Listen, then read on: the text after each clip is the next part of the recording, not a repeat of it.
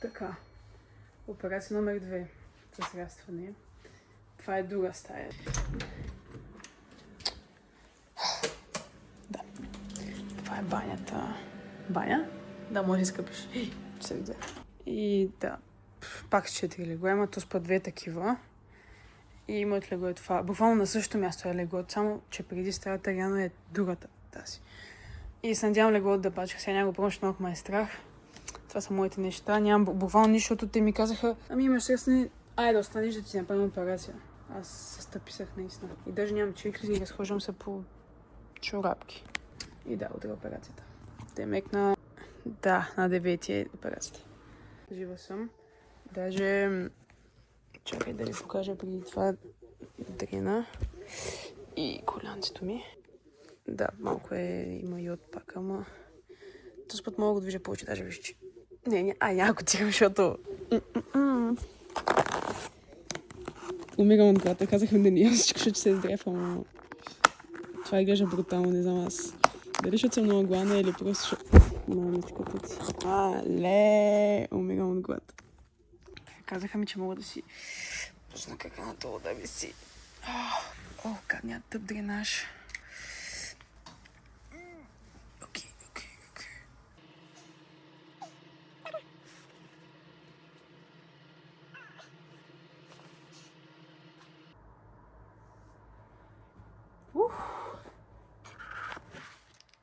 Окей. Окей. Чуй.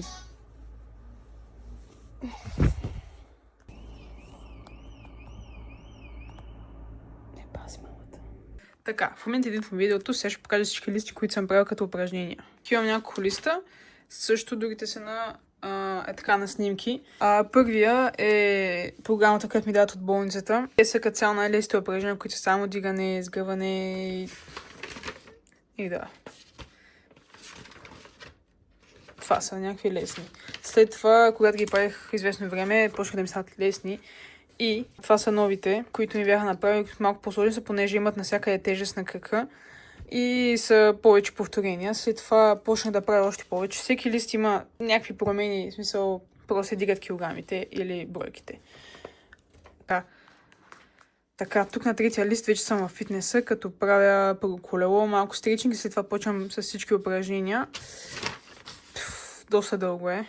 Преди това мисля, че имаше някакъв друг лист, но не си спомням или не е било на лист. И са били просто с по-ниски килограми, понеже първоначално нямах да дигам 7,5 или нещо такова, просто да дигам повече. След това просто тези упражнения си още се ги правя просто с повече килограми, понеже силата ми се е увеличила. След това, като махнем тези листи, започнахме бягане. Не знам колко се вижда, просто ще сложа снимка. Това бягане, почва с бягане и ходене. След това много по-бързо направих програмата, не само за 8 дни, понеже ми беше доста леко. Значи, стигнах 5 км, бягах го 2 дни, след това имах 2 дни почивка.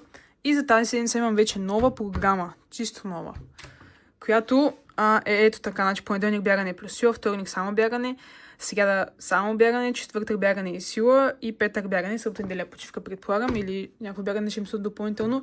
Едното ми е за бягане без сила, другото ми е за бягане, когато имам сила в дните с сила.